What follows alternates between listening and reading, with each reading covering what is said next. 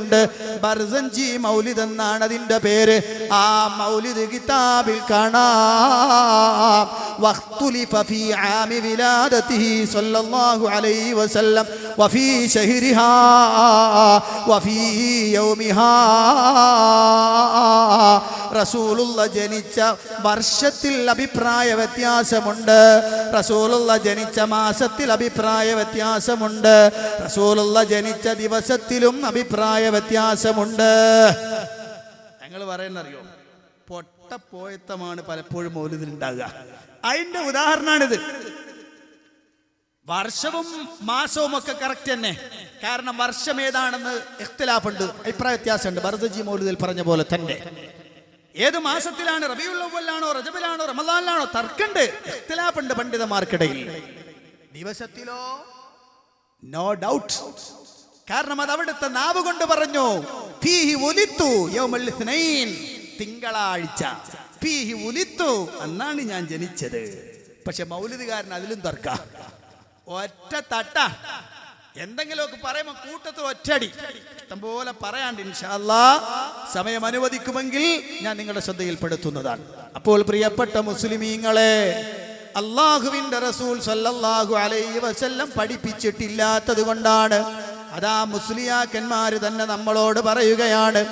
അത് ഒരു നേതാവ് പറയുമോ? ഒരു നേതാവിന്റെ ജന്മദിനം കൊണ്ടാടണമെന്ന് നേതാവ് പറയുമോ? അപ്പൊ പറഞ്ഞിട്ടില്ല എന്നുറപ്പല്ലേ? അവിടുന്ന് 23 വർഷക്കാലം പ്രവാചകനായി മക്കയിലും മദീനയിലും ജീവിച്ചിരുന്നിട്ട് ഒരു റബീഉൽ അവ്വലിൽ പോലും അവിടുന്ന് മൗലിദാഘോഷം കൊണ്ടാടിയിട്ടില്ല. റബീഉൽ അവ്വൽ 12 അത്തരം ഒരു പ്രവർത്തനം അവിടുന്ന് ചെയ്തിട്ടില്ല. അത് ചെയ്തു എന്ന് തെളിയിക്കാൻ പറ്റുന്ന ഒരു സ്വഹീഹായ ഹദീസ് ഇന്ന് അള്ളാന്റെ ഭൂമിയുടെ പുറത്തില്ല. ഉണ്ടെന്ന് പറയാൻ ആണത്വമുള്ള ആളുകളുമില്ല. റസൂലുള്ളാഹിന്റെ ജന്മദിനം അവിടുന്ന് റബീഉൽ അവ്വൽ 12 കൊണ്ടാടി എന്ന് തെളിയിക്കുന്ന വാചകം ഇല്ല. അവിടുത്തെ ഫിഅലില്ല, അവിടുത്തെ ഖൗലില്ല, അവിടുത്തെ തഖ്രീർ ഇല്ല, കാണുന്നില്ല നമ്മൾ. എവിടെ? അങ്ങനെ ഒരു സംഭവമില്ല. ഇനി ഞാൻ അതിന്റെ കാര്യത്തിലേക്കൊന്ന് പ്രവേശിക്കുകയാണ്. സുബ്ഹാനല്ലാഹ്, റബീഉൽ അവ്വൽ കടന്നു വന്നാലുടനെ നാട്ടിലെല്ലായിടത്തും പോസ്റ്ററാണ്. മുജാഹിദുകൾക്ക് വഹാബികൾക്ക് അവരതാ തേങ്ങിക്കരയുകയാണ്. അവർക്ക് കരച്ചിലാണ്. കാരണം എന്താ? റസൂലുള്ളാഹിന്റെ ജന്മദിനം വരുമ്പോ ഇബ്ലീസ് കരയുന്നത് പോലെ ഇവർക്കും കരച്ചില് തന്നെ. എന്തൊരു സ്നേഹമാണ്! ഞാൻ പറയട്ടെ, സ്വഹാബത്ത് മുഴുവനും അങ്ങനെ തന്നെയാണ്. അള്ളാന്റെ റസൂലിന്റെ വഫാത്തിനെ കുറിച്ച് ചിന്തിച്ചിട്ടവര് കരയലായിരുന്നോ? എത്രത്തോളം എന്നറിയുമോ? റസൂലുള്ളാഹിന്റെ വഫാത്തിന് ശേഷം അവിടുത്തെയോട് രൂപസാദൃശ്യമുള്ള ആളെ കണ്ടാലും അയാളെ കെട്ടിപ്പിടിച്ച് ചുംബനം കൊടുത്തിട്ട് പൊട്ടിക്കരഞ്ഞിരുന്നു സ്വഹാബത്ത് റളിയല്ലാഹു അൻഹും. ഉദാഹരണം കേൾക്കണോ? മഹാനായ മുആവിയത്ത് ഇബ്നു അബീ സുഫിയാൻ റളിയല്ലാഹു അൻഹു അതാ ബസ്റയിൽ നിന്ന് ഒരു വയസ്സായ മനുഷ്യനെ കാണുകയാണ്. അദ്ദേഹത്തിന് റസൂലുള്ളാഹിനെ പോലെ ഛായയുണ്ട്.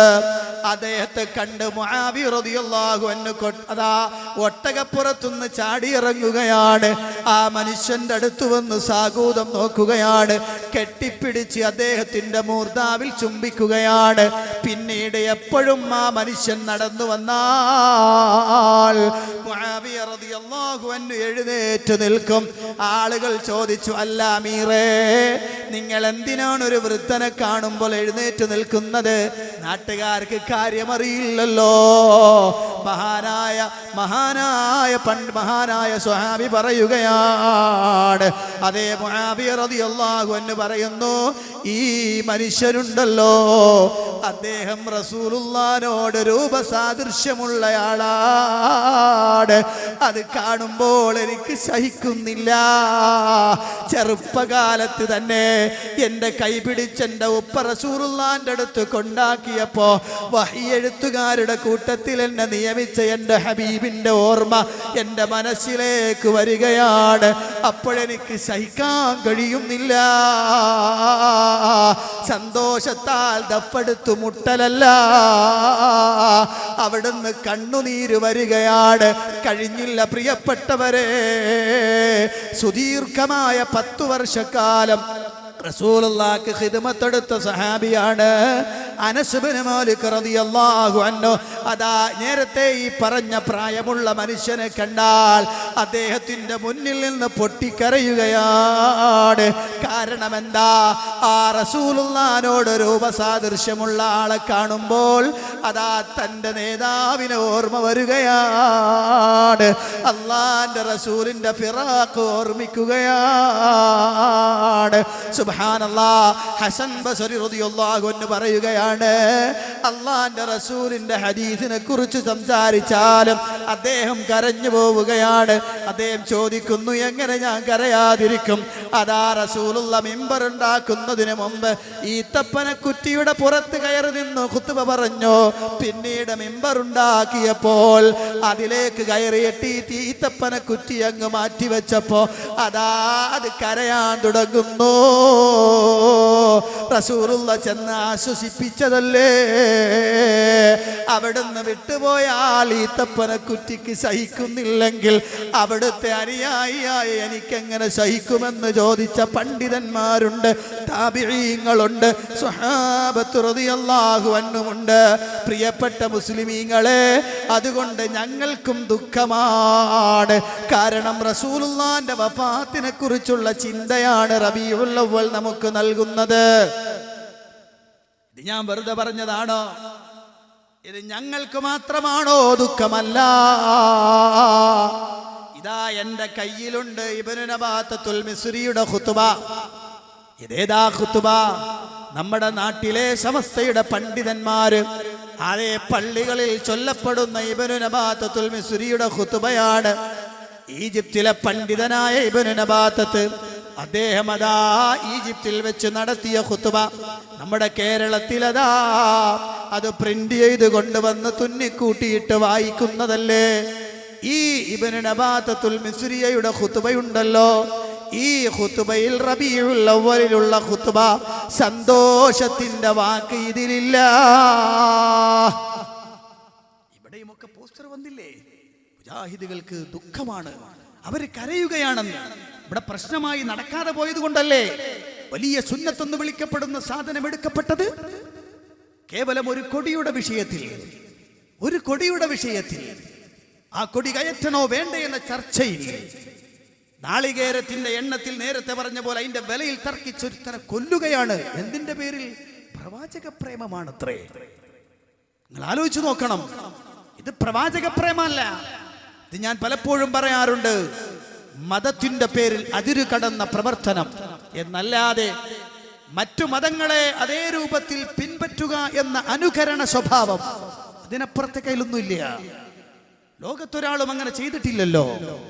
നിങ്ങൾ ആലോചിച്ചു നോക്ക്. ഇവിടെ ഇതാ ഇബ്നു നബാത്തത്തുൽ മിസ്രിയുടെ ഖുതുബ. ഈ ഖുതുബയിൽ ആദ്യത്തെ 2 ആഴ്ച റബീഉൽ അവ്വൽ 12 വരെ കടന്നു വരുന്ന 12 ഉൾക്കൊള്ളുന്ന ആദ്യത്തെ 2 ആഴ്ചയിലും ഇബ്നു നബാത്തത്തുൽ മിസ്രിയുടെ ഖുതുബയിൽ വിഷയം വഫാത്തുൻ നബിയാണ്. വഫാത്തുൻ നബിയാണ്. തർക്കണ്ടോ? എന്റെ ശബ്ദം ശ്രവിക്കുന്ന ചുറ്റുഭാഗത്ത് മുസ്ലിയാക്കന്മാരുണ്ടോ? വരാം. ഞാൻ പറഞ്ഞത് തെറ്റാണെങ്കിൽ നിങ്ങൾക്ക് ഇത് വായിച്ച് കേൾപ്പിച്ചു കൊടുക്കാം. ഇവർക്ക് ഞാൻ മാറി നിന്ന് വരും നിങ്ങൾക്ക് വേണ്ടിയിട്ട്. ഇബ്നു നബാത്തത്തുൽ മിസ്രിയുടെ ഖുതുബ ആദ്യത്തെ 2 ആഴ്ച, അതിന്റെ പേര് തന്നെ ഒന്നാമത്തതിൽ അൽ ഖുത്ബത്തുൽ ഊലാ മിൻ ശഹ്രി റബീഉൽ അവ്വൽ യുദ്കറു ഫീഹാ വഫാത്തുൻ നബി സല്ലല്ലാഹു അലൈഹി വസല്ലം. റസൂലുള്ളാഹിന്റെ വഫാത്ത്. നാട്ടുകാര് വിവരമുള്ള ഉസ്താദുമാരാണ് ഖുത്ബ നടത്തുന്നതെങ്കിൽ ഉണ്ടല്ലോ, ആ ഖുത്ബ കേട്ടിട്ട് പുറത്തിറങ്ങി വരുന്ന ആളുകൾ ഖത്തീബ് ആകെ ഗദ്ഗദകണ്ഠനായി കണ്ടമിടറിയിട്ടായിരിക്കും, കണ്ണുനീര് വരുത്തിയിട്ടായിരിക്കും ഈ ഖുത്ബ വായിക്കുക. കാരണം റസൂലുള്ളാഹിന്റെ വഫാത്താണല്ലോ. എന്നാൽ നാട്ടുകാർക്ക് ഇത് തിരിയില്ല. അവര് ഖുത്ബ കഴിഞ്ഞിറങ്ങുമ്പോൾ പറയും, പഠിച്ചോനെ റബീഉൽ അവ്വൽ 1-ാമത്തെ വെള്ളിയാഴ്ച വല്ലാത്ത ഖുത്ബയായിരുന്നു കേട്ടോ. അപ്പൊ കേൾക്കുന്നവൻ ചോദിച്ചു, അല്ല എന്തായിരുന്നു ഖുത്ബ? വല്ലാത്ത ഖുത്ബയായിരുന്നു. എന്തായിരുന്നു? എന്താണ് മൂപ്പര് ഒച്ച? പിന്നെ മല്ലടോ എന്തായിരുന്നു? മൂപ്പര് കണ്ണിൽ നിന്നൊക്കെ വെള്ളം പൊട്ടിക്കണെന്ന്. എന്തായിരുന്നടോ ഖുത്ബ? അതെങ്ങനെ നമുക്കറിയാം? അതെ, അതാണ് ഈ സമുദായത്തിന് വന്ന ഏറ്റവും വലിയ പാതകം. അതറിയാതെ പോയി എന്നതാണ്. എന്നിട്ട് മുജാഹിദുകൾ പരിഭാഷപ്പെടുത്തിയിട്ട് പിന്നെ ഖുത്ബ പരിഭാഷപ്പെടുത്തിയിട്ട് ജുമാ നടത്തിയാൽ സഖാഫിമാര് നാണമില്ലാതെ അതിനെ മീറ്റിംഗ് എന്ന് വിളിച്ച് ആക്ഷേപിക്കുകയാണ്. നിങ്ങൾക്ക് വല്ല ജുമയെ കുറിച്ച് അറിയുണ്ടോ? നിങ്ങൾക്ക് ഖുത്ബയെ കുറിച്ച് അറിയോ? റസൂലുള്ളാഹിന്റെ ഖുത്ബ എങ്ങനെയാണെന്ന് അറിയോ സഖാഫിമാരെ? നിങ്ങളെപ്പോലെ ഏടിങ്ങനെ പിടിച്ചൊരു കയ്യിൽ ചെത്തിക്കുറിപ്പിച്ച വാളും വെച്ചിട്ടാണോ റസൂലുള്ള ഖുത്ബ നടത്തിയത്? ആണോ? അള്ളാന്റെ റസൂലിന്റെ ഖുത്ബ സാന്ദർഭികമായിരുന്നു, അതോടൊപ്പം തന്നെ സംവേദനക്ഷമതയുള്ളതായിരുന്നു. ഒരു ഉദാഹരണം ഞാൻ പറയാം. റസൂലുള്ളാഹിന്റെ സദസ്സിൽ റസൂലുള്ള അവിടുന്ന് ഖുത്ബ നടത്തിക്കൊണ്ടിരിക്കുമ്പോൾ ഒരു സഹാബി വന്ന് പെട്ടെന്ന് ഇരുന്നു. ഉടനെ റസൂലുള്ളാഹിന്റെ ചോദ്യം, യാ സുലൈഖ് അസ്വല്ലൈത്, സുലൈഖെ നിസ്കരിച്ചോ? സുലൈഖ് ഖുത്ഫാൻ റളിയല്ലാഹു അൻഹു ആണ് അവിടെ ഇരിക്കുന്നത്. സുലൈഖ് റളിയല്ലാഹു അൻഹു, ലാ യാ റസൂലല്ലാഹ്, ഇല്ല നബിയേ. ഖും, എഴുന്നേൽക്ക് സുലൈഖ്, ഫർക റകഅതൈൻ, രണ്ട് റകഅത്ത് നിസ്കരിക്കൂ. ഫലതജബ്ബസ് ഫീഹിമാ, രണ്ടും ചുരുക്കി നിസ്കരിക്കണം ട്ടോ. എഴുന്നേറ്റ് രണ്ട് റകഅത്ത് പെട്ടെന്ന് നിസ്കരിച്ചു. ഖുത്ബയ്ക്കിടയിലാ റസൂലുള്ളാഹ്. നിങ്ങളൊന്ന് ആലോചിച്ച്, നമ്മുടെ നാട്ടിൽ ഈ സംഭവം നടക്കോ? ഇനി അഥവാ റസൂലുള്ളാഹിന്റെ സുന്നത്ത് പിൻപറ്റാൻ ഒരു ഉസ്താദ് തീരുമാനിച്ചെന്ന് വെക്കാം, എങ്ങനെ പറയും? മലയാളത്തിൽ പറയാൻ പറ്റോ? പറ്റൂല. അന്ന് പേര് വിട്ടു മൂപ്പര. കാരണം അത് മീറ്റിംഗ് ആയി പോയില്ലേ? ഈ വിവരമില്ലാത്ത സഖാഫിമാരുടെ വാചകപ്രകാരം. പിന്നെ എങ്ങനെ ഖത്തീബ് പറയും? അറബി ചോദിക്കണം. അത് നമ്മൾ അഹ്മദ് ഹാജി മുന്നിൽ വന്നിരിക്കുകയാണ്. മൂപ്പര് നേരെ വന്ന് കയറി അവിടെ ഇരുന്ന്. കാരണം അങ്ങനെയാണല്ലോ, ആജാക്കന്മാർക്ക് മുമ്പിൽ ആ സീറ്റ്. ആളുകളുടെ തല ചവിട്ടി കിടന്ന് ഫ്രണ്ടിൽ വന്നിരിക്കും. ഉടനെ ഖത്തീബിന്റെ ചോദ്യം, യാ അഹ്മദു അസ്വല്ലൈതാ. കാരണം ഇതിനൊരു വായിക്കുന്ന ഒരു ട്യൂണുണ്ട്, അൽഹംദുലില്ലാഹ് അല്ലദീ ഖലഖൽ ഇൻസാന അല്ലബഹുൽ ബയാൻ.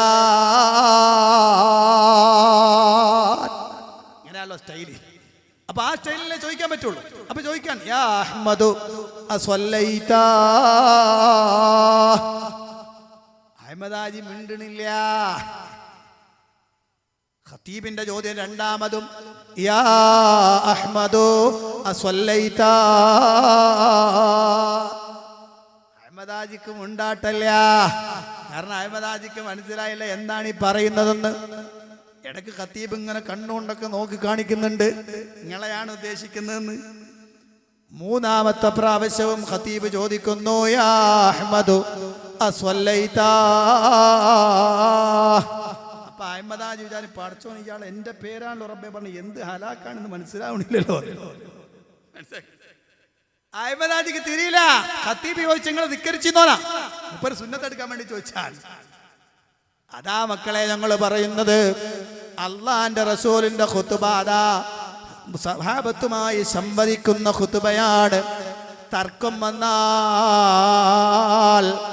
അതാ ഒരു ഖത്തീബ് പറഞ്ഞതിൽ ഒരാൾക്ക് സംശയം വന്നാൽ വേണമെങ്കിൽ സദസ്സിൽ നിന്ന് എഴുന്നേറ്റ് നിൽക്കാം. അയാൾക്ക് ഖത്തീബിനടുത്ത് ചോദിക്കാം. പരസ്പരം തർക്കിക്കരുതെന്ന് മാത്രം. പ്രിയപ്പെട്ട മുസ്ലിമീങ്ങളെ, അള്ളാന്റെ റസൂൽ സഹാബത്തിന്റെ കയ്യിൽ നിന്ന് വാളുവരെ പരിശോധിച്ചു നോക്കിയെന്ന് ഹദീസിൽ കാണാം. അപ്പൊ ഞാൻ പറഞ്ഞു വരുന്നത്, സാന്ദർഭിക ഖുത്ബയായ നബാത്തത്തുൽ മിസ്രിയയുടെ ഖുത്ബ. ആ ഖുത്ബയിൽ അതാ ഇതിന്റെ ഒന്നാമത്തെ റബീഉൽ അവ്വലിന്റെ ഒന്നാമത്തെ ഖുത്ബ. നേരത്തെ ഞാൻ പറഞ്ഞതുപോലെ യുദ്കറു ഫിഹാ വഫാത്തുൻ നബി സ്വല്ലല്ലാഹു അലൈഹി വസല്ലം. ഇനി നിങ്ങൾ ശ്രദ്ധിക്കണം പ്രിയപ്പെട്ട മുസ്ലിമീങ്ങളെ, ഞാൻ പറയുന്ന വാചകം. ഈ റബീഉൽ അവ്വൽ മാസത്തിൽ മിലാദ് ആഘോഷിക്കണമെന്നാണോ ഖുത്ബയിലുള്ളത്? അതാ അദ്ദേഹം പറയുകയാണ്, അയ്യുഹൽ നാസ് ഇത്തഖുല്ലാഹ ഇബാദല്ലാഹ് ഇന്നഹു ലൈസ അഹദുൻ അക്റമ അലല്ലാഹി മിൻ നബിയ്യി വലാ അശ്റഫ ഇൻദഹു മിൻ മുഹമ്മദിൻ നജിയ്യിഹി വസഫിയ്യിഹി وإنه لم يؤخر عند انقضاء مدته ولم يعمر عند حضور منيته ولقد أتاه في مثل شهركم هذا من رسل ربه الكرام المتوكلين بقبض نفوس لنا. ഒരുപക്ഷേ എന്റെ ശബ്ദം ശ്രവിക്കുന്ന ഈ നാട്ടുകാരെ ഖുത്ബ കേട്ടിട്ടുള്ളതാണ്. എന്താണ് ഈ ഖുത്ബയിൽ പറഞ്ഞ വാചകങ്ങൾ എന്നറിയാമോ? ഞാൻ സുദീർഘമായി താഴോട്ട് വായിക്കുന്നില്ല, കാരണം എൻ്റെ പ്രസംഗം ഇടക്ക് വെച്ച് നിന്നു പോകുമെന്ന പേടി എനിക്കുണ്ട്. കാരണം റസൂലുള്ളാഹിന്റെ വഫാത്ത് പറയാൻ എനിക്ക് സാധ്യമല്ല. പ്രിയപ്പെട്ട മുസ്ലിമീങ്ങളെ, അതാ ഇബ്നു നബാത്തത്തുൽ മിസ്രി തന്റെ ഖുത്ബയിൽ രേഖപ്പെടുത്തുകയാണ്, തൻ്റെ മുന്നിൽ തടിച്ചുകൂടിയിരിക്കുന്ന ജനങ്ങളോട് അറബിയിൽ അങ്ങ് ഈജിപ്തിൽ വെച്ച് പറഞ്ഞതാണ്. ആ ജനങ്ങൾക്കൊക്കെ അത് ബോധ്യമായതാണ്. പക്ഷെ നമ്മുടെ നാട്ടിൽ അത് ബോധ്യമാകാത്തത്, തിരിയാത്തത് പറഞ്ഞതുകൊണ്ടാണ്. അതാ അദ്ദേഹം പറയുന്നു, ഓ ജനങ്ങളെ, അള്ളാനെ സൂക്ഷിച്ചു ജീവിക്കണേ. അള്ളാന്റെ റസൂലിനേക്കാൾ ഉന്നതനായ ശ്രേഷ്ഠനായ ഒരു മനുഷ്യനുമില്ല.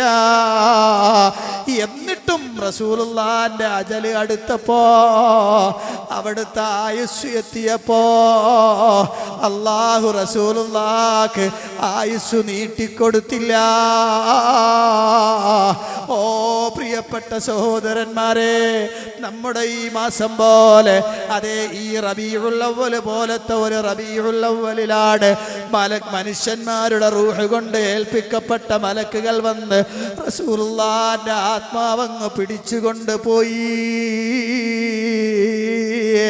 ജനിച്ച ചർച്ചയില്ല, മരണപ്പെട്ട ചർച്ച തന്നെ. ഇനി ഒന്നില് മാത്രമാണോ പ്രിയപ്പെട്ട മുസ്ലിമീങ്ങളെ? അതാ രണ്ടാമത്തെ ഖുത്ബയോ, അൽ ഖുത്ബത്തു സാനിയത്തു മിൻ ശഹ്രി റബീഉൽ അവ്വൽ യുദ്കറു ഫീഹാ വഫാത്തുൻ നബി സ്വല്ലല്ലാഹു അലൈഹി വസല്ലം. രണ്ടാമത്തെ ആഴ്ചയിലും തർക്കമില്ലാത്ത ചർച്ച എന്താ? വഫാത്തുൻ നബി, റസൂലുള്ളാഹിന്റെ വഫാത്ത് തന്നെ. ഞാൻ ചോദിക്കട്ടെയോ, പോസ്റ്റർ എഴുതി വെച്ചവരോട് ഞാൻ ചോദിക്കട്ടെ, നിങ്ങളുടെ പള്ളിയിൽ നടക്കുന്ന ഖുത്ബയിൽ സന്തോഷമാണോ ദുഃഖമാണോ? ചിരിക്കലാണോ കരച്ചിലാണോ? സമസ്തയുടെ ഖത്തീബുമാർക്കെല്ലാം കരച്ചിൽ തന്നെ. അതെന്തുകൊണ്ടാണെന്നറിയുമോ? ഇബ്നു നബാത്തത്തുൽ മിസ്രി എന്ന പണ്ഡിതൻ അതേ സാന്ദർഭിക ഖുത്ബ നടത്തിയത് കൊണ്ടാണ്. ഇനി നിങ്ങൾ വിചാരിക്കും, മൂന്നാമത്തെ ഖുത്ബയിൽ, മൂന്നാമത്തെ ആഴ്ചയിൽ അവിടെയും ചിലപ്പോ സന്തോഷമുണ്ട്, വാക്ക് പറയാം. അവിടെ ചിലപ്പോൾ മിലാദാണോ? അല്ല, അല്ല. അൽ ഖുത്ബത്തു സാലിസത്തു മിൻ ശഹ്രി റബീഉൽ അവ്വൽ യുദ്കറു ഫീഹാ തസറുഫു സമാനി വൽ മആദ്. കാലഘട്ടം മാറി മാറി വരലും മടക്കത്തെക്കുറിച്ചുമാണ്, ഈ ലോകത്തുനിന്നുള്ള തിരിച്ചുപോക്കിനെ കുറിച്ചുമാണ്. നാലാമത്തെ ഖുത്ബയിൽ ഖിയാമത്താണ്. അഞ്ചാമത്തെ ആഴ്ചയിലെ ഖുത്ബ അൽ മൗത്ത് വൽ മആദ്, മരണവും പരലോകത്തിലേക്കുള്ള പോക്കുമാണ് ചർച്ച. റബീഉൽ അവ്വലിലെ ഒരൊറ്റ ആഴ്ചയും അതേ സമസ്തയുടെ പള്ളിയിൽ സന്തോഷമില്ല, ദുഃഖം തളം കെട്ടി നിൽക്കുന്ന അന്തരീക്ഷമാണ്. പറയൂ സഖാഭിമാരെ, ഞങ്ങൾക്ക് മാത്രമാണോ ദുഃഖം? നിങ്ങൾ പോസ്റ്റർ എഴുതി വയ്ക്കല്ലേ മുജാഹിദികളെ മൂക്കി വലിക്കാൻ? ഞാൻ ആ വൈക്ക് വരുന്നുണ്ട്, ഓരോന്നിൻ്റെ അടുത്ത് ഓരോ ഭാഗത്തേക്ക് ഞാൻ വരുന്നുണ്ട്. അപ്പോ അള്ളാന്റെ റസൂലിന്റെ ആ റബീഉൽ അവ്വൽ മാസത്തിൽ ഞങ്ങൾക്ക് മാത്രം ദുഃഖം, ഇബ്ലീസിനോട് ചേർത്ത് ഞങ്ങളെ പേര് എഴുതിക്കോ, നിങ്ങളെ മുസ്ലിയാക്കന്മാരെ പേര് മുഴുവനും, സമസ്തയുടെ പള്ളിയിൽ ഖുത്ബ നടത്തുന്ന മുഴുവൻ ഖത്തീബുമാരെ പേര് എഴുതിക്കോ. എന്തുകൊണ്ട് സന്തോഷം വന്നില്ല? നിങ്ങൾ പറയും. ഞാൻ പറഞ്ഞ തർക്കണ്ടോ? ഇതിൽ അങ്ങനല്ലേ? ധൈര്യമുള്ള ഉസ്താദ്മാരുണ്ടോ? കേറിവാ, വായിച്ചു കൊടുക്കും ഇവിടുത്തെ ജനങ്ങൾക്ക്. ഞാൻ പറഞ്ഞ തെറ്റാണെങ്കിൽ പ്രിയപ്പെട്ട മുസ്ലിമീങ്ങൾ ആലോചിക്കണം. ഇത് നബാത്തുൽ മിസ്രി, ഇബ്നു നബാത്തുൽ മിസ്രിയുടെ ഖുത്ബ. അതുകൊണ്ടാണ് കാരന്തൂരികൾ ഒരു പണിയെടുത്തു. ഒരു മതത്തിന്റെ മൊത്തം കുത്തക അവകാശപ്പെടുന്നവരാണല്ലോ. എല്ലാ സ്ഥലത്തും മതത്തിന്റെ മേലാളന്മാര് ഞങ്ങളാണെന്നാണല്ലോ ഓല വെപ്പ്. എന്നിട്ട് മതം വെട്ടിമുറിക്കുന്നവരാരാ? മുജാഹിദുകൾ. ഓല് പാരമ്പര്യത്തെ മുറിച്ചവർ, പാരമ്പര്യത്തിൽ തെറിച്ചു പോയവർ. കണ്ടോ ഈ സാധനം എന്താണെന്നറിയോ? ഇത് പാരമ്പര്യത്തിൽ നിന്ന്, നിങ്ങളുടെ പാരമ്പര്യത്തിൽ നിന്ന് നിങ്ങൾ ചാടിപ്പോയതിന്റെ ജീവിക്കുന്ന ഉദാഹരണം. എന്താ ഇത്? മുഖ്തസറുൽ ഖുത്ബുൻ നബാത്തിയ, ഇബ്നു നബാത്തുൽ മിസ്രിയുടെ ഈ പാരമ്പര്യ ഖുത്ബ, ഇവിടുത്തെ നിങ്ങളുടെ സമസ്തയുടെ പാരമ്പര്യ ഖുത്ബ, ആ പാരമ്പര്യ ഖുത്ബയെ ചുരുക്കുന്നു എന്ന് പറഞ്ഞിട്ടുണ്ടാക്കിയ സാധനാണ് ഇത്. ചുരുക്കാണ്ടാക്കിയല്ല, വെട്ടിക്കൊളവാക്കാൻ ഉണ്ടാക്കിയതാ. ഇതാരുണ്ടാക്കിയത്? ഇസ്മായിൽ മുസ്ലിയാർ, നെല്ലിക്കുത്തി ഇസ്മായിൽ മുസ്ലിയാർ ഉണ്ടാക്കി. ഇബ്നു നബാത്തുൽ മിസ്രി എന്ന ഈജിപ്ത് പണ്ഡിതൻ അദ്ദേഹം നടത്തിയ ഖുത്ബയെ ചുരുക്കുന്നു എന്ന് പറഞ്ഞുകൊണ്ട് നെല്ലിക്കുത്തുണ്ടാക്കിയ സാധനാണിത്. ഇതെന്താ ചുരുക്കിയെന്നറിയങ്ങൾ? അതാ രസം. മുജാഹിദുകൾ പറഞ്ഞ് ഇങ്ങനെ നബാത്തുൽ മിസ്രിയുടെ ഖുത്ബയിലൊന്നും മിലാദാഘോഷം കാണുന്നില്ലല്ലോ ഉസ്താദുമാരെ എന്ന് ചോദിച്ചപ്പോ, അത് കേരളത്തിൽ പല സ്ഥലത്തും ചോദ്യമായി വന്ന് സാധാരണക്കാരനത് ചോദിക്കാൻ തുടങ്ങിയപ്പോ ഉത്തരം മുട്ടി മുസ്ലിയാക്കന്മാർ അതിനുണ്ടാക്കിയ സാധനാണത്. അതിന്റെ കൈക്രിയ എത്രത്തോളം അറിയോ നിങ്ങള്? നേരത്തെ ഞാൻ പറഞ്ഞു ഇതിലെ ഒന്നാമത്തെ ഖുത്ബ വഫാത്തുൻ നബിയാണ്. എന്നാൽ ഇതിലെ ഒന്നാമത്തെ ഖുത്ബ ഏതാണെന്നറിയോ? മദ്ഹുൻ നബി, റസൂലുള്ളാഹിന്റെ മദ്ഹ്. ചുരുക്കിയതാണോ മുറിച്ചതാണോ? നിങ്ങളൊന്ന് പറയും. നിങ്ങൾ ഇത് ചുരുക്കിയതാണോ? വഫാത്തുൻ നബി സുദീർഘമായി പോയി, അതുകൊണ്ടൊന്ന് ചുരുക്കി പറയാം ആണോ? അതെങ്ങനെയാണ് വഫാത്ത് മദ്ഹാകുക? വഫാത്ത് എങ്ങനെ മദ്ഹാകുക? അത് മുസീബത്തല്ലേ? അത് പ്രയാസമല്ലേ? അത് ദുഃഖമല്ലേ? അതെങ്ങനെ സന്തോഷാകുക? അതാ ഞാൻ പറയാം, നിങ്ങൾക്ക് പലതും സന്തോഷമാണ്, നിങ്ങൾ മതത്തിൽ പുതിയതുണ്ടാക്കി ചേർത്തത് കൊണ്ട്. കഴിഞ്ഞോ? അടുത്തതോ, ഇതിൽ രണ്ടാമത്തെ ഖുത്ബ വഫാത്തുൻ നബിയാണെങ്കിൽ ഇതിൽ രണ്ടാമത്തെ ഖുത്ബ അഹ്വാലുൻ നബി, റസൂലുള്ളാഹിന്റെ അവസ്ഥകൾ ഓരോന്നോരോന്ന് വിശദീകരിക്കാൻ. ഇനി മൂന്നാമത്തതോ, ഇത് തസറുഫ് സമാനി വൽ മആദാണെങ്കിൽ ഇതിലെ മൂന്നാമത്തെ ഖുത്ബ മുഅ്ജിസാത്തുൻ നബി, റസൂലുള്ളാഹിന്റെ മുഅ്ജിസത്തുകൾ. നാലാമത്തെ ഇതിന്റെ ഖുത്ബ ഏതാ? തസറുഫ് സമാനി വൽ ഖിയാമ, ഖിയാമത്ത് നാളിനെ കുറിച്ചും കാലഘട്ടം മാറി മാറി വരുന്നതിനെ കുറിച്ചും പേടിപ്പിക്കുന്നുവെങ്കിൽ ഇതിൽ നാലാമത്തെ ഖുത്ബ എന്താ? അൽ ഹുബ്ബു ഫില്ലാഹ് വൽ ബുഗ്ളു ഫില്ലാഹ്, അല്ലാഹുവിന്റെ മാർഗത്തിൽ സ്നേഹിക്കുക, അല്ലാഹുവിന്റെ മാർഗത്തിൽ ദേഷ്യപ്പെടുക. മുജാഹിദുകളെ കുത്താണ് മുപ്പരുണ്ടാക്കിയാണല്ലോ നമുക്കെതിരെ. ഇനി അഞ്ചാമത്തതോ, ഇതിൽ അൽ മൗതു വൽ മആദ്, മരണവും മടക്കവുമാണെങ്കിൽ ഇതിൽ അഞ്ചാമത്തെ എന്തെന്നറിയോ? വഫാത്തുൻ നബി, റസൂലുള്ളാഹിന്റെ വഫാത്ത്. അപ്പൊ റബീഉൽ അവൽ നിങ്ങൾക്കും ദുഃഖമുണ്ടല്ലേ കാരന്തൂരികളെ? നിങ്ങൾക്കും ദുഃഖമുണ്ട്.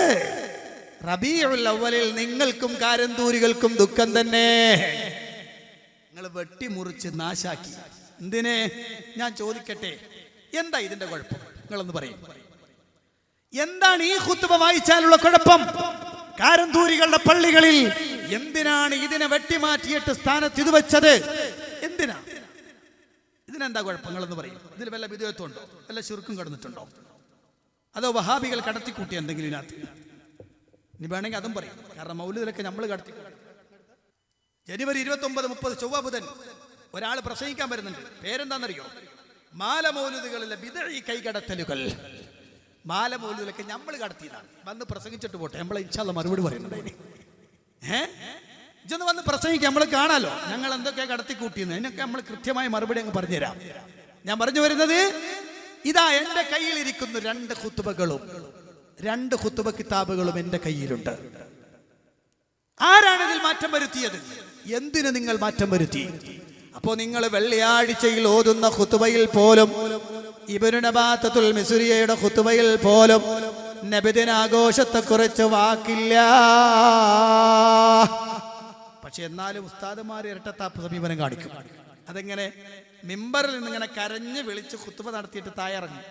താഴെ ഇറങ്ങിയിട്ട് തറപ്രസം കൊണ്ടല്ലോ, അതിൽ പറയും ഇൻഷാ അല്ലാഹ് വഹാബികളൊക്കെ ശക്തമായി ഇതിനെ എതിർക്കുന്നുണ്ട്. അതുകൊണ്ട് നമുക്ക് ഇൻഷാ അല്ലാഹ് ഈ പ്രാവശ്യം ഗംഭീരമായി മൗലിദാഘോഷം നടത്തണം.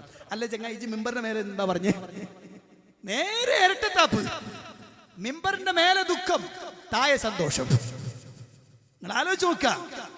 പ്രിയപ്പെട്ട മുസ്ലിമീങ്ങൾ ശരിക്കും ചിന്തിക്കണം. അപ്പോ അല്ലാഹുവിന്റെ റസൂൽ സല്ലല്ലാഹു അലൈഹി വസല്ലം അവിടുത്തെ സ്വഹാബത്തിലൂടെ കടന്നു വന്ന മാർഗം, ആ മാർഗത്തിലൊന്നും ഇത് കാണുന്നില്ല. അസ്ലു അമലിൽ മൗലിദ് ബിദ്അഹ്. മൗലിദാഘോഷത്തിന്റെ അടിസ്ഥാനം തന്നെ ബിദ്അത്താണ്, അനാചാരമാണ്. ബിദ്അത്താണ്, അനാചാരമാണ്. അതിന്റെ അടിസ്ഥാനം തന്നെ പോക്കാണ്. പിന്നെ ഫുറൂഅത്ത് പറയാനുണ്ടോ? അസ്ലു തന്നെ പോക്കാണ്, പിന്നെ ബാക്കി പറയാനുണ്ടോ?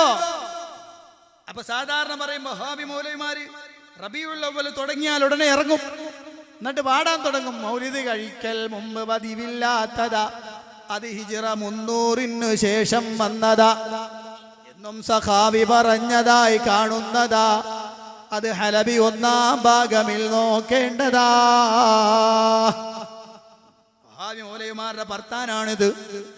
അവര് വന്നിട്ട് പറയും 300 വർഷത്തിന് ശേഷം 3 നൂറ്റാണ്ടിന് ശേഷം ഉണ്ടായതാണെന്ന് പറയാൻ വേണ്ടിയിട്ട് ഇറങ്ങും. എന്നാൽ അതിന്റെ താഴ്ഭാഗത്തുള്ളതൊന്ന് വായിച്ചൂടെ അവർക്ക്? എന്താ താഴ്ഭാഗത്ത്? എന്താ ഇത്? സുന്നത്താണെന്ന് റസൂല പറഞ്ഞാ? അല്ല, അത് വായിച്ച ഒന്നും കൂടെ മാറും.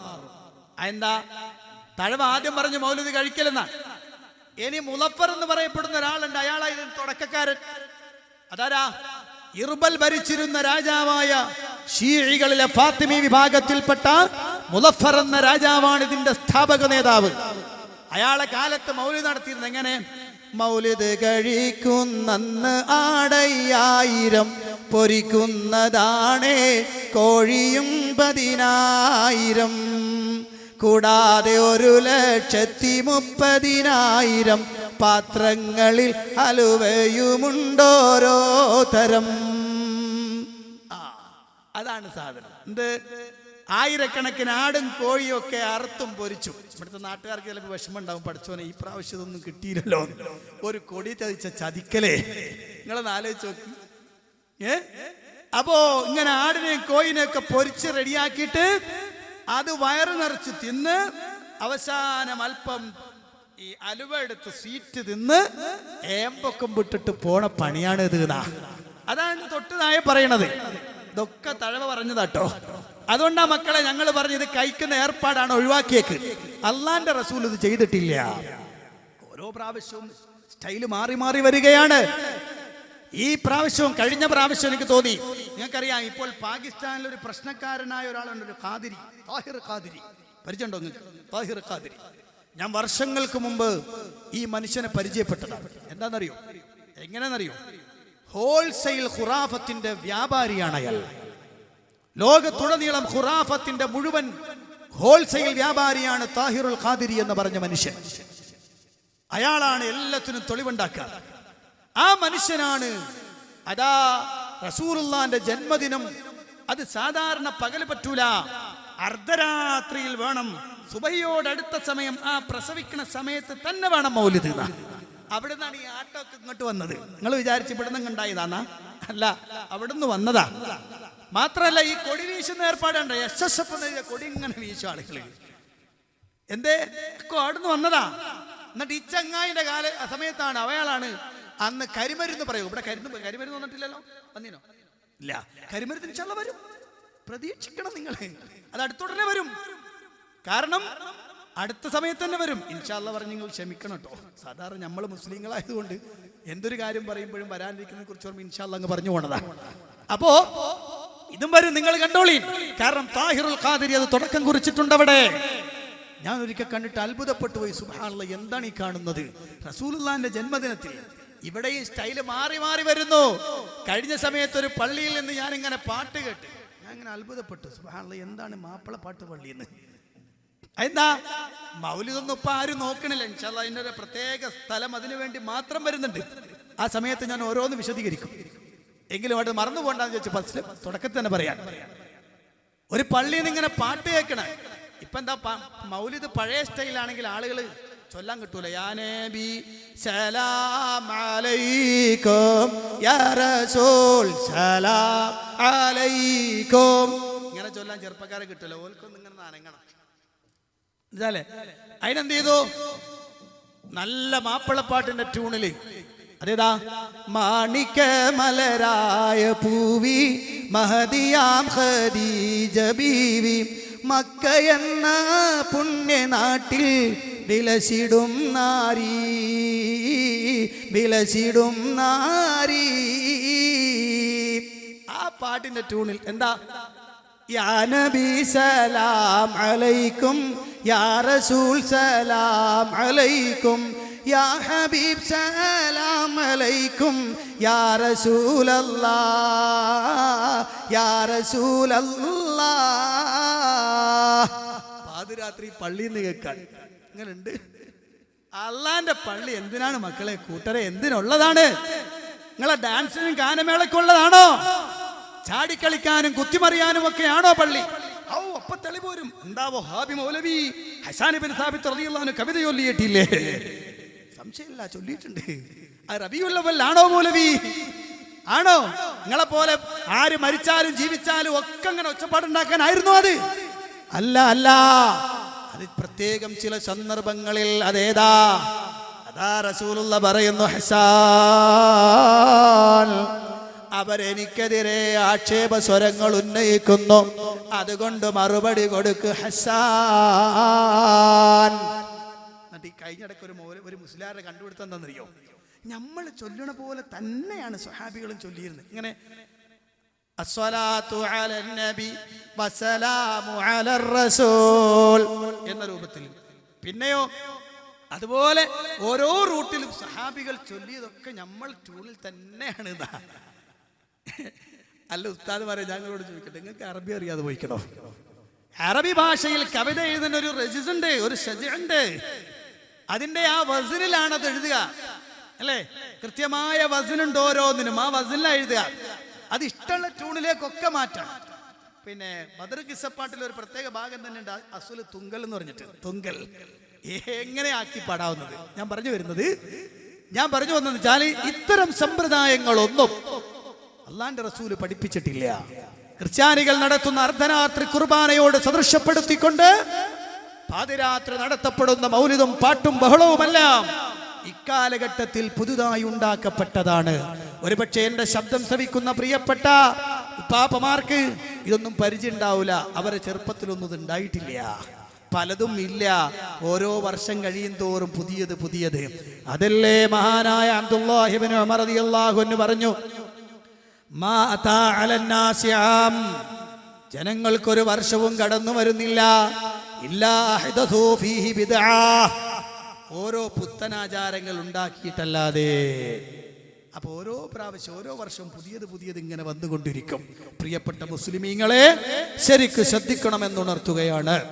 ഇനി ഞാൻ കുറച്ചു നേരത്തേക്ക് ഇതിൽ നിന്നൊന്നും മാറാൻ വളരെ പ്രധാനപ്പെട്ട ഒരു വിഷയം എനിക്ക് അതിന്റെ ഇടയ്ക്ക് പറയാനുണ്ട്. കാരണം ഇവിടെ പരിപാടി നടത്തിയത് എന്തിനാണ്? മുജാഹിദികളെ മൂക്കി വലിക്കാനാണല്ലോ. കാരണം മുജാഹിദികൾ 8 പൊട്ടി, ഓല് തകർന്ന്, ഓൽക്കിന് തൗഹീദ് പറയാൻ പറ്റൂല, അവർ ജിന്നിനെയും പിശാചിനെയും ഒക്കെ വിളിച്ചു പ്രാർത്ഥിക്കാൻ പോയി എന്നൊക്കെ പറഞ്ഞിട്ട് നാടുതീള പ്രചണ്ഡമായ പ്രചാരണം അഴിച്ചുവിട്ടുകൊണ്ടാണല്ലോ മുസ്ലിയാക്കന്മാരെ പ്രസംഗം തകൃതിയായി നടക്കുന്നത്. എങ്കിൽ അതിലേക്ക് വിരൽ ചൂണ്ടുന്ന 1-2 കാര്യങ്ങളിലൂടെ നമുക്കൊന്ന് കടന്നു പോകാം. അതാ, ഒരു മുസ്ലിയാർ കേരളത്തിലുടനീളം തെറ്റിദ്ധരിപ്പിക്കൽ മാത്രം നടത്തുന്ന ഒരു മുസ്ലിയാരുണ്ട്. അദ്ദേഹം കാരന്തൂരികളുടെ പ്രധാനപ്പെട്ട പ്രസംഗകനുമാണ്. അയാൾ പറയുന്ന വാചകത്തിലേക്ക് നിങ്ങളൊന്ന് ശ്രദ്ധിച്ചോളൂ.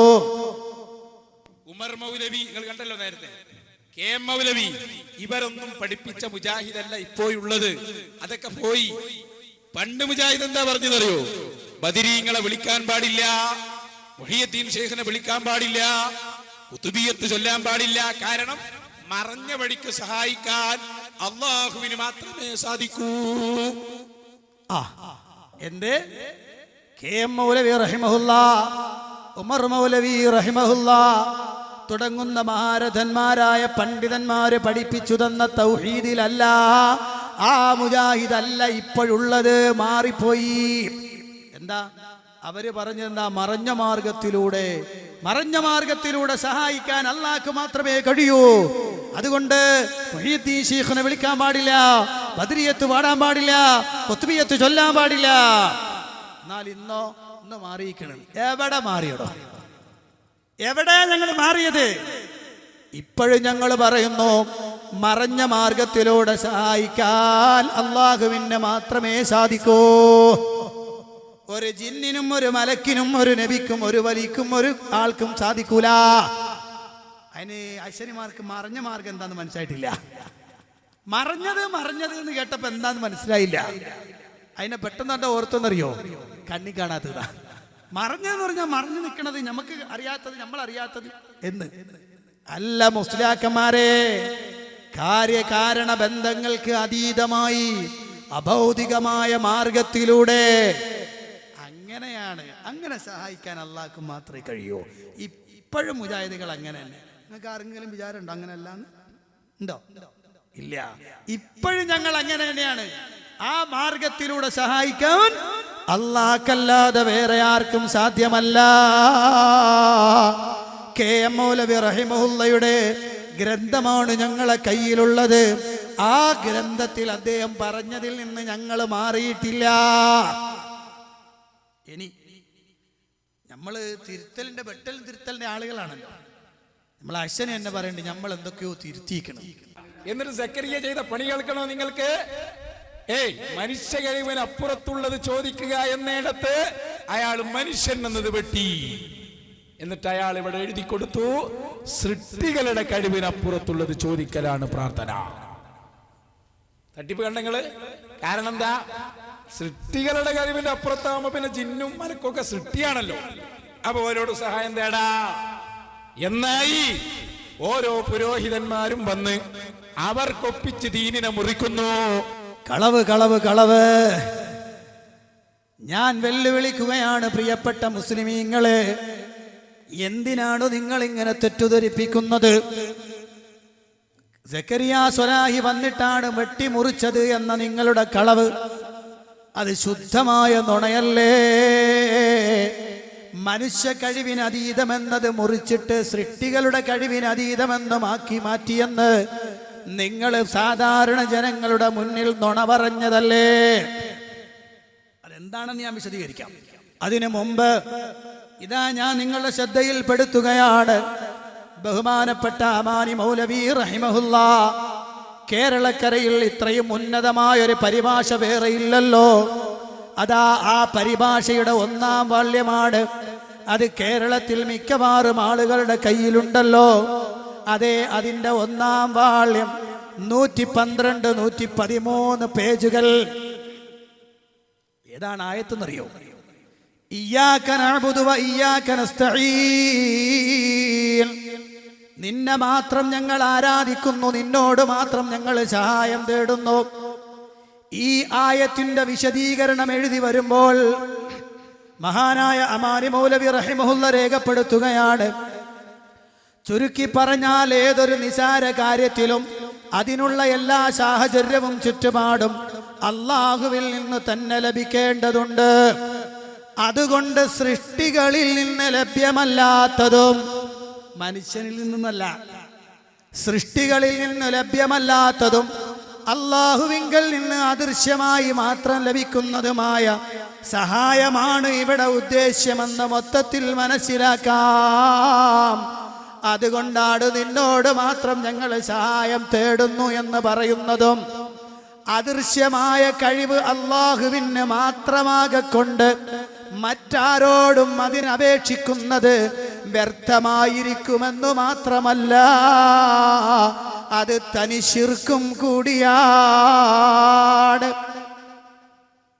ഇവിടെ ആരാ തിരുത്തിയത്? മുസ്ലിയാക്കന്മാരെ. സക്കരിയ സ്വലാഹി തിരുത്തി എന്നല്ലേ നിങ്ങൾ പറഞ്ഞത്? അമാനി മൗലവി റഹിമഹുല്ല തന്റെ തഫ്സീറിൽ തന്നെ രേഖപ്പെടുത്തുകയാണ്, സൃഷ്ടികളിൽ നിന്ന് ലഭ്യമല്ലാത്തതും മനുഷ്യനിൽ നിന്നല്ല, സൃഷ്ടികളിൽ നിന്ന് ലഭ്യമല്ലാത്തത് എന്ന് തന്നെ വ്യക്തമായും രേഖപ്പെടുത്തുകയാണ്. ഇനി നിങ്ങൾ പറഞ്ഞല്ലോ ഞങ്ങൾ കെ.എം. മൗലവിയുടെ ദീനിൽ നിന്ന് വിട്ടുപോയിന്ന്. കെ എം മൗലവി പഠിപ്പിച്ച മുജാഹിദിൽ അല്ല ഇവരുള്ളതെന്ന്. എന്നാൽ കെ എം മൗലവി റഹിമഹുല്ലാ എന്നാണ് ജനിച്ചത്? 1886 ജനിച്ച് 1964 മരണപ്പെട്ടു പോയ കേരള നദ്വത്തുൽ മുജാഹിദീനിന്റെ ആദ്യകാല പ്രസിഡന്റ് കൂടിയാണ് അദ്ദേഹം. ഈ പുസ്തകത്തിന്റെ അഥവാ കെ എം മൗലവി ഫത്വകൾ എന്ന പുസ്തകത്തിന്റെ 130-ാമത്തെ പേജ് പരിശോധിക്ക്, നിങ്ങൾക്ക് കാണാം. അതിൽ അദ്ദേഹം പറയുന്നു, മനുഷ്യ കഴിവ് എന്നല്ല, മനുഷ്യന്റെ പ്രത്യേകത എന്നല്ല. നോക്കൂ, നിങ്ങൾക്ക് കാണാം, സാധാരണ സൃഷ്ടികളുടെ കൈയാൽ നടന്നു വരാറുള്ള കാര്യങ്ങളെ കൊണ്ട് സഹായിച്ച് രക്ഷപ്പെടുത്തുവാൻ എന്ന് വെച്ചാൽ സാധാരണയായ കാര്യകാരണ ബന്ധമനുസരിച്ച് പടപ്പുകൾക്ക് കഴിവുള്ള വഴികളാൽ സഹായിച്ച് രക്ഷപ്പെടുത്തുവാൻ അപേക്ഷിക്കുക. ഇനി അതിൻ്റെ 2ാമത്തെ ഭാഗം കേട്ടോളൂ. ഇவ்விதം കാര്യങ്ങൾക്ക് പുറമെയുള്ള വിഷയങ്ങളിൽ പാപങ്ങൾ പൊറുക്കുക, ചൊവ്വായ വഴിയിലേക്ക് ചേർത്തു തരിക അഥവാ ഹിദായത്തു തരിക, മഴയെ ഇറക്കുക, ദീനങ്ങൾ ശിഫയാക്കുക, ആപത്തുകളെയും ബലാഹുകളെയും തട്ടിക്കളയുക, അവയെ നീക്കി രക്ഷപ്പെടുത്തുക, ശത്രുക്കളിൽ നിന്ന് രക്ഷിച്ച് സഹായിക്കുക. ആദിയായി അള്ളാഹുവിന് മാത്രം ശക്തിയുള്ള അവന്റെ ഖജാനകളിൽ മാത്രമുള്ള വിഷയങ്ങളിൽ. ശ്രദ്ധിക്കണേ, കേരളത്തിൽ മുജാഹിദുകളെ തെറ്റിദ്ധരിപ്പിക്കുന്ന മുഴുവൻ മുസ്ലിയാക്കന്മാരും കേട്ടോളൂ. അദ്ദേഹം പറയുകയാണ്, സാധാരണയിൽ സൃഷ്ടികളുടെ കൈയാൽ നടന്നു വരാറില്ലാത്ത, സാധാരണ സൃഷ്ടികളുടെ കൈയാൽ നടന്നു വരാറില്ലാത്ത വഴികളാൽ എന്ന് വെച്ചാൽ ഗൈബിയായ മാർഗങ്ങളിലൂടെ സഹായിച്ച് രക്ഷപ്പെടുത്തുവാൻ അപേക്ഷിക്കുക. ഇவ்விதം ഇസ്തിഗാസ അല്ലാഹുവിനോടല്ലാതെ ചെയ്യാൻ പാടുള്ളതല്ല. ഇത് കെ എം മൗലവി പഠിപ്പിച്ചതാണോ? ആ വാചകത്തിൽ നിന്ന് ഞങ്ങൾ മാറിയിട്ടല്ലേ നിങ്ങൾ പറഞ്ഞത്? ആ വാചകം വെട്ടിത്തിരുത്തിയെന്നല്ലേ നിങ്ങൾ ആരോപിച്ചത്? കൊണ്ടുവരാൻ സാധിക്കുമോ മുസ്ലിയാക്കന്മാരെ? അതാ തകർത്തു എന്ന് നിങ്ങളാണ് പറഞ്ഞത്. ഇനി കഴിഞ്ഞില്ല, ഒന്നുകൂടി ഞാൻ നിങ്ങളോട് പറയാം. അതേതാ? ഈ സ്ഥലത്തിന്റെ തൊട്ടടുത്തല്ലേ പരപ്പനങ്ങാടി എന്ന സ്ഥലം? അതാ 950 പരപ്പനങ്ങാടിയിൽ വെച്ച് സമസ്ത മുസ്ലിയാക്കന്മാരും മുജാഹിദ് നേതാക്കളും തമ്മിൽ നടത്തിയ അവർ തമ്മിൽ തർക്കിക്കുകയും സംവാദത്തിന് കളമൊരുങ്ങുന്നതിന് മുമ്പ് സംവാദ വ്യവസ്ഥ ഉണ്ടാക്കുകയും ചെയ്തു. ആ സംവാദ വ്യവസ്ഥയിൽ വ്യക്തമായി മുജാഹിദുകളുടെ അഭിപ്രായം രേഖപ്പെടുത്തുകയാണ്. പടപ്പുകളുടെ കഴിവിൽപ്പെടാത്തതും പടച്ചവന്റെ കഴിവിൽ മാത്രം ഇരിക്കുന്നതുമായ കാര്യങ്ങളെ പടപ്പുകളോട് ചോദിക്കൽ, പടപ്പുകൾ ആരായാലും ശരി, അത് ശിർക്കാണെന്നും ആ പ്രാർത്ഥന ഇബാദത്താണെന്നും ഖുർആൻ തെളിയിക്കുന്നത് കാണുക. വഖാല റബ്ബുക്കും ഉദ്ഊനി അസ്തജിബ് ലക്കും. 950 വാദപ്രതിവാദ വ്യവസ്ഥയിൽ മുജാഹിദുകൾ എഴുതിയത് സൃഷ്ടികളെന്നാ. ആരാടോ അശനി മാറ്റി എന്ന് പറഞ്ഞത്? ആരാണ് നിന്നെ ഇങ്ങനെ കള്ളം പറയാൻ പ്രേരിപ്പിക്കുന്നത്? എന്തിനാണ് നിങ്ങൾ ഇങ്ങനെ കള്ളം പ്രചരിപ്പിക്കുന്നത്? മുജാഹിദുകൾക്ക് തെറ്റുപറ്റി എന്ന് പറയാൻ സത്യസന്ധമായി ഒന്നും കിട്ടാതെ വന്നപ്പോ കളവിന്റെ പിന്നാലെ കൂടുന്ന അതിദാരുണമായ അവസ്ഥയാണ് നമ്മൾ കണ്ടുകൊണ്ടിരിക്കുന്നത്. കണ്ടോ? ശുദ്ധ കളവ്. മുജാഹിദ് പ്രസ്ഥാനത്തിനെതിരെ കളവ് ഇങ്ങനെ പ്രചരിപ്പിക്കുക. നിങ്ങൾ ശരിക്കും ആലോചിക്കണം മുസ്ലിമീങ്ങളെ. എന്തിനാണ് നിങ്ങൾ ഇങ്ങനെ കളവ് പറയുന്നത്? എന്തിനാണ് നിങ്ങൾ ഇങ്ങനെ ജനങ്ങളെ തെറ്റിദ്ധരിപ്പിക്കുന്നത്? നിങ്ങൾക്ക് നിങ്ങളുടെ ആശയമുണ്ടെങ്കിൽ അത് നിങ്ങളൊന്ന് പറയും. മുജാഹിദുകൾ ഞങ്ങൾ പറയട്ടെ കൃത്യമായി, ഞങ്ങളുടെ ആശയം വളരെ കൃത്യമാണ്, അതിലൊരു മാറ്റവുമില്ല. ഇനി ഒരു കാര്യം കൂടി നിങ്ങൾ കേട്ടോളൂ. മുജാഹിദ് പ്രസ്ഥാനത്തിലെ ആളുകൾ അവര് ആദ്യമൊക്കെ മനുഷ്യ കഴിവെന്ന് പറഞ്ഞു. അവരെ പാഠപുസ്തകത്തിൽ പോലും അതാണുള്ളത്. എന്നിട്ട് ഇപ്പോ അതിൽ നിന്ന് മാറിയെന്ന കേട്ടോളൂ. പറയുന്നു, എന്താണ് നിർവചനം? എന്താ നിർവചനം? അങ്ങനെ ഒറ്റ വഹാബിക്ക് പറഞ്ഞൂടാ. ഞങ്ങൾ മുജാഹിദിന്റെ പുസ്തകമെടുക്ക്, അതിൽ കാണാം പ്രാർത്ഥന എന്ന് പറഞ്ഞാൽ മനുഷ്യ കഴിവിനപ്പുറത്തുള്ള കാര്യങ്ങൾ മറ്റൊരാളോട് ചോദിക്കുന്നതിനാണ് പ്രാർത്ഥന എന്ന് പറയുക. മനസ്സിലായോ? മനുഷ്യന്മാർക്ക് കഴിയാത്ത ഒരു കാര്യം വേറൊരാളോട് ചോദിച്ചാൽ അതാണ് പ്രാർത്ഥന. അത് അള്ളാഹിനോടേ ചോദിക്കാവൂ. അതാണ് ഇൻതദൂഹും, അതാണ് ലാ തദൂ മഅല്ലാഹി അഹദാ. മനുഷ്യന്മാരെ കയ്യിൽപ്പെട്ട കാര്യം നമുക്ക് അങ്ങോട്ടും ഇങ്ങോട്ടും ചോദിക്കാം. ഒരു ഗ്ലാസ് ഇങ്ങെടുക്ക്, ഒരു ചായ ഇങ്ങെടുക്ക്, അത് നമുക്ക് കഴിയുന്ന കാര്യമാണ്. കഴിയാത്ത കാര്യം വേറൊരാളോട് ചോദിച്ചാൽ അത് പ്രാർത്ഥനയാണ്. സ്വന്തം ഉണ്ടാക്കിയതാ, സ്വന്തം ഉണ്ടാക്കിയതല്ല. ലോകത്തു പണ്ഡിതന്മാരെല്ലാം ആ നിർദ്ദേശത്തിൽ തന്നെ. ഇനി ഞാൻ പറഞ്ഞല്ലോ, ആശനിമാർക്ക് മുസ്ലിയാക്കന്മാർക്ക് തിരിയാത്തതാണോ? മുജാഹിദ് പ്രസ്ഥാനത്തിലെ ചെറിയ കുട്ടികളെ പഠിപ്പിക്കുന്ന പാഠപുസ്തകത്തിൽ പോലും കട്ട്. അതെന്താ? ആ പാഠപുസ്തകത്തിൽ എന്താ പറഞ്ഞെന്നറിയോ? എന്താ പറഞ്ഞത്? അതാ വിശ്വാസ കാര്യങ്ങൾ പഠിപ്പിക്കുമ്പോ പറയാണ്, ചെറിയ മക്കൾക്ക് പഠിപ്പിച്ചു കൊടുക്കുകയാണ്. അതാ ഒരു കർഷകൻ, അയാൾ തന്റെ കൃഷിയിടം ഉഴുതുന്നു, എന്നിട്ട് അതിൽ വിത്ത് നടുന്നു, വെള്ളമൊഴിക്കുന്നു. ഇതെല്ലാം അയാളുടെ കഴിവിൽ പെട്ടതാണ്. ഇങ്ങനെ മനുഷ്യന്റെ കഴിവിൽ പെടാത്ത, അങ്ങനെ ഇങ്ങനെ എന്ന് പറഞ്ഞാൽ നേരത്തെ പറഞ്ഞ രൂപത്തിലുള്ളത്, അതേ വിത്ത് നടുക, വെള്ളമൊഴിക്കുക എന്നത് അത് മനുഷ്യന്റെ കഴിവിൽ പെട്ടതാണ്. എന്നാൽ ആ വിത്ത് മുളപ്പിച്ചു തരുക എന്നത് അത് മനുഷ്യന്റെ കഴിവിൽ പെട്ടതല്ല. ഇങ്ങനെ മനുഷ്യന്റെ കഴിവിൽ പെടാത്ത കാര്യം സൃഷ്ടാവിനോടാണ് ചോദിക്കുക. അതിനാണ് പ്രാർത്ഥന എന്ന് പറയുക. എന്നാ ഞാൻ വെല്ലുവിളിക്കട്ടെ മുസ്ലിയാക്കന്മാരെ, നിങ്ങൾക്ക് ധൈര്യമുണ്ടോ പറയാൻ?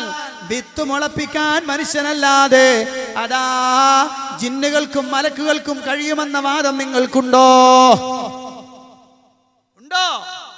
അപ്പൊ ഞങ്ങളാ പറഞ്ഞതെന്താ? നേരത്തെ പറഞ്ഞത് മനുഷ്യ കഴിവാണ്. ആ കഴിവിൽ പെടാത്ത കാര്യം